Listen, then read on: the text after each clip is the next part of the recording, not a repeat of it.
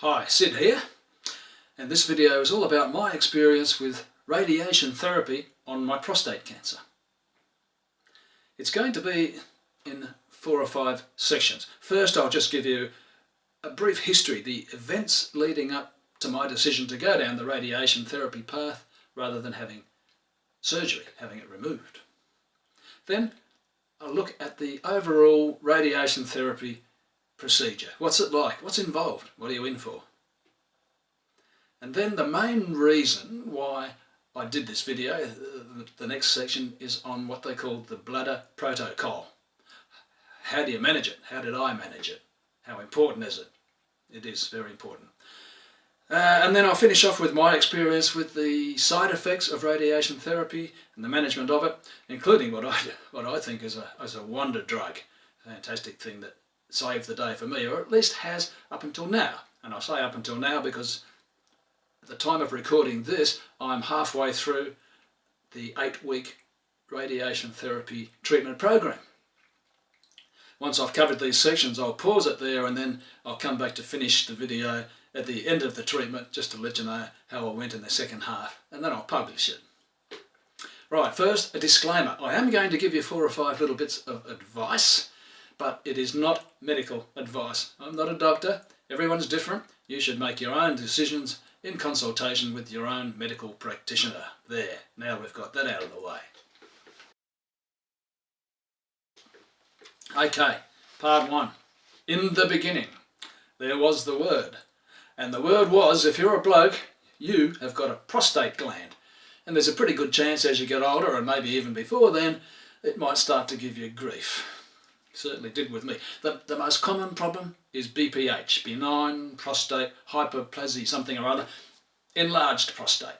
And it just gives you the Chinese bladder-like symptoms. Lots of blokes have it. In fact, what's the statistic? 50% of men over 50 have it, and the chances of getting it drastically increase as you grow older.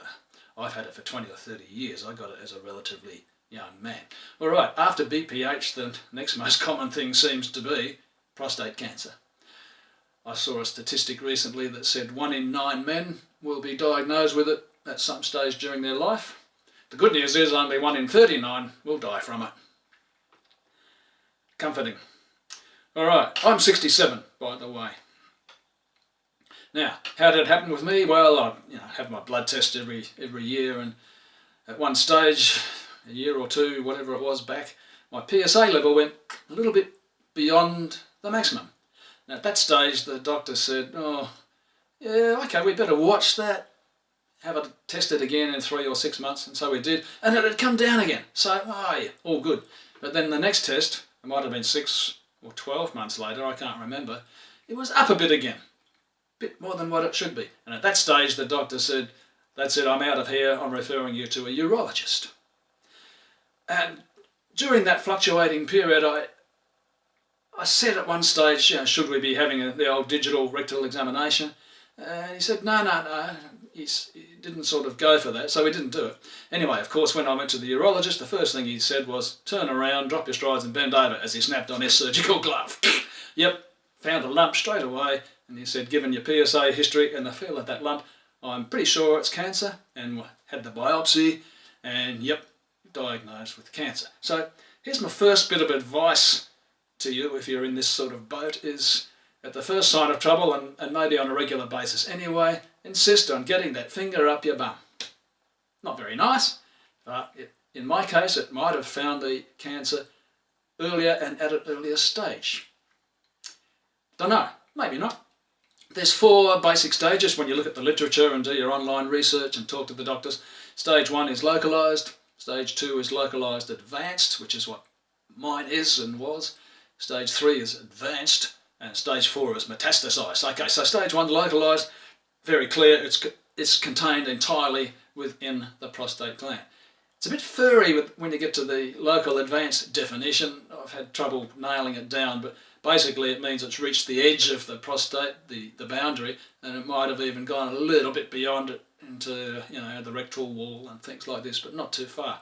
Stage 3 advanced means it has spread to neighbouring bits, the bladder, the rectum and so on, and stage 4 metastasised It's gone throughout your body. It's a lot worse.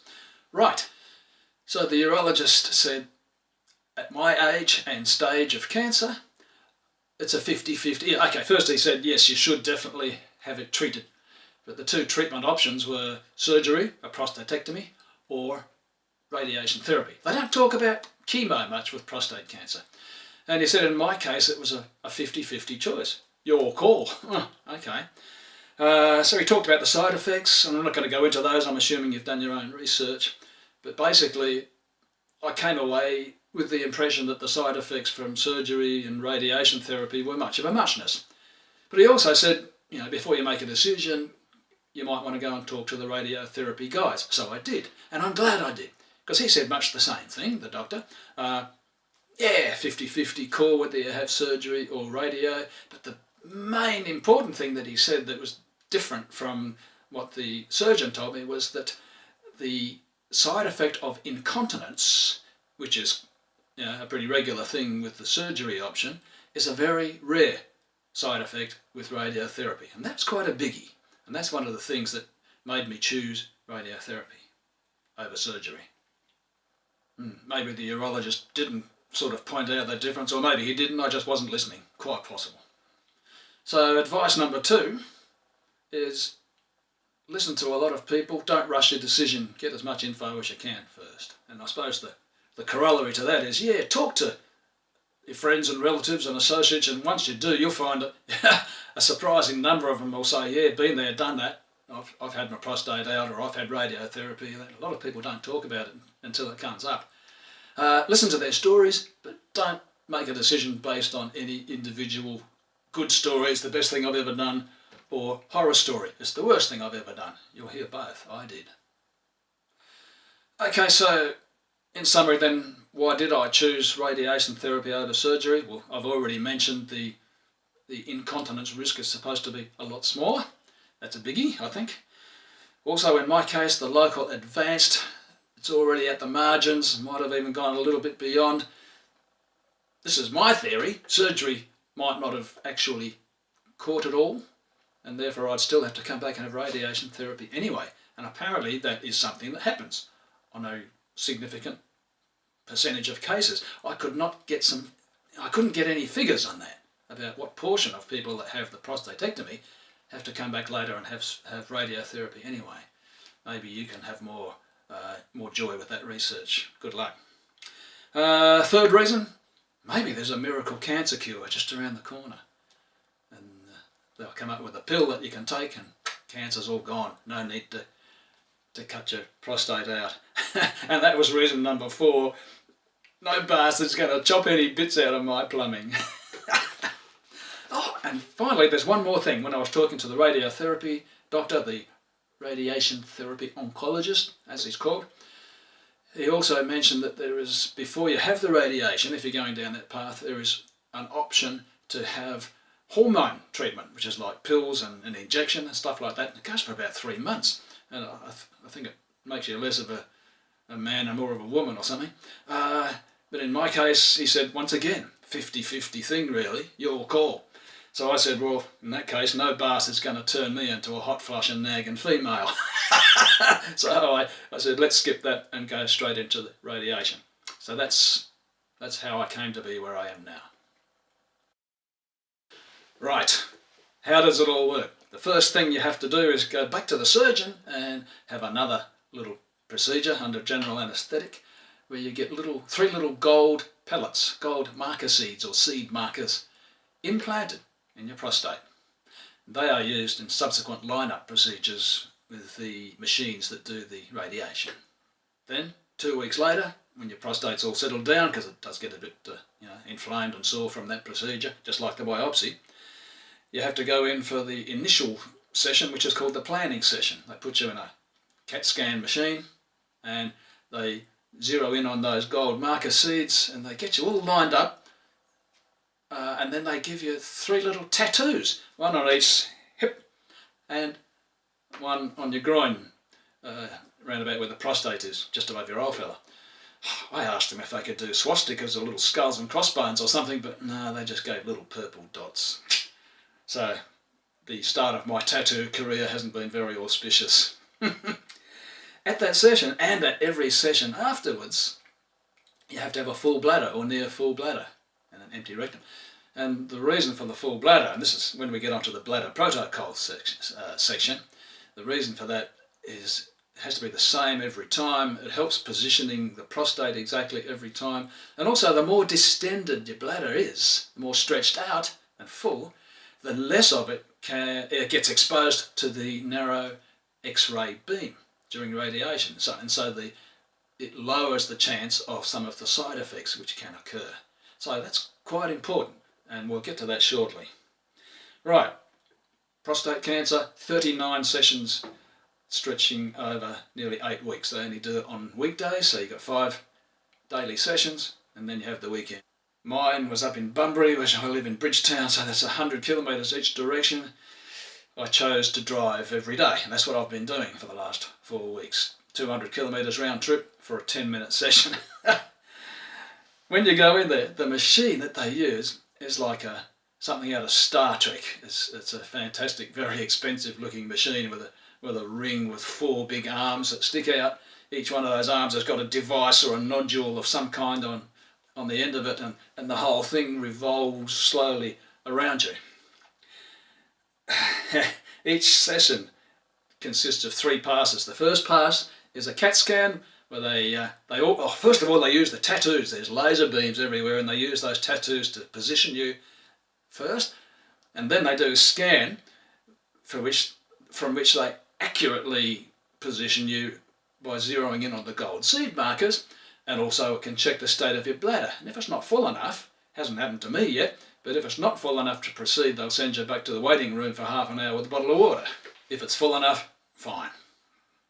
Right, so then there's 2 more passes, slowly revolving around you, where they actually zap you from all directions, slowly with the radiation.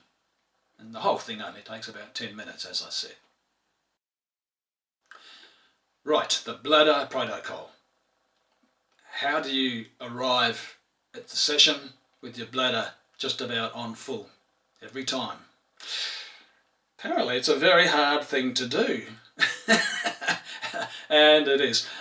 They give you a basic protocol. They say, right, a little written sheet of instructions. They say, an hour before your appointment time, empty your bladder and then start drinking 500 mils, half a litre of water. Now, the theory is, and the practice to a certain extent, that if you drink a certain amount, then a certain amount of time later, a similar amount will finish up going out of your bloodstream through the kidneys and into your bladder, a bit like that, on average. However, of course, average is, there's no such thing, is there? It's like saying your average Australian family has 1.8 children. It's either 1 or 2 or 3, but the average never actually happens. And so with the Bladder Protocol, if you do that, then half the time you'll arrive with your bladder not quite full enough. The other half the time you'll arrive busting to go to the loo, and sometimes you'll have to go and let a bit out. And this is the thing that I found worked best for me. I didn't get the idea of going in not quite full enough, because sometimes above a certain threshold they'll proceed anyway, but it's not ideal in terms of risking side effects later. So I decided I was going to go in over full, and then just as necessary before the appointment time, before I was called in, I would go to the loo and let a bit out. Now that apparently is something that a lot of blokes can't do. I'm here to tell you that I don't think you can't do it. I just think you haven't really tried it much before. So, just before I get into that, advice number 4 is, if you are in this situation and you're about to go in, but you know you're not nearly full enough really, before they set the machine up for you, tell them you're not ready. And they are happy for you to do that. They would rather wait, put someone else in ahead of you or whatever, than proceed with an iffy sort of bladder level. Okay? Righto. How do you do this? Well, routine is best, right?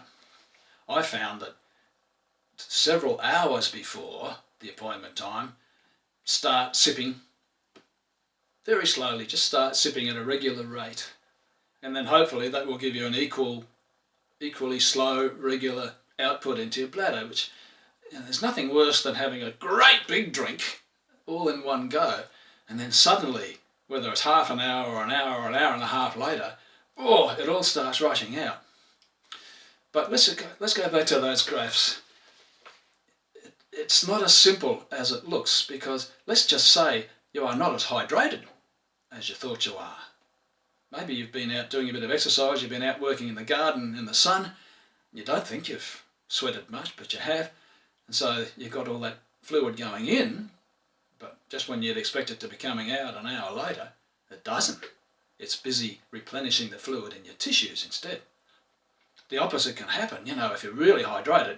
If you've been in a drinking session down the pub, you'd know, especially if on a cold winter's day, sometimes it can come out almost as fast as it goes in. Because if your body is fully hydrated and you put all that extra fluid into your bloodstream, your brain tells your kidneys, this is my theory, your brain tells your kidneys, you better get rid of that, and it goes straight through into the bladder. So yeah, get this routine going every day, do the same amount of exercise, like very little or whatever, and just start this slow sipping.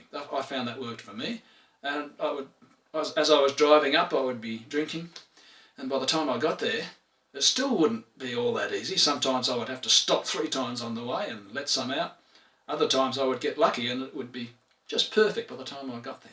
A couple of times I still wasn't full enough, even after all my routine, and I actually told them I want to wait for a while. Now, the most important bit of all, how do you start to have a leak and then stop it after a while? It's a very difficult thing to do, because once you've started, the urge to continue is almost overwhelming. And when you stop, it's even worse. The trick for me was, when you reckon you've released what you need to release, don't just clamp it shut. Just very gradually shut it down until it's just stopping.